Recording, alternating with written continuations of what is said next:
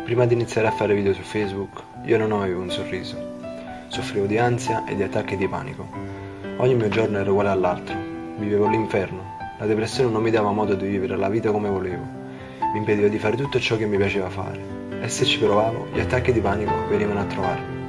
Finché il 26 giugno decisi di aprire una pagina e pubblicare dei video che già avevo sul computer. La pagina cresceva velocemente. Molte persone mi facevano i complimenti e ciò mi faceva stare meglio. Quei pochissimi commenti che ricevevo mi facevano sentire utile in questo mondo inutile. E così giorno dopo giorno mi svegliavo con il solo pensiero di fare video. L'ansia cominciava a sparire e gli attacchi di panico anche. Mi sentivo rinato, avevo ripreso il piacere di vivere. Adesso leggo dei commenti in cui mi ringraziano per i sorrisi che regalo.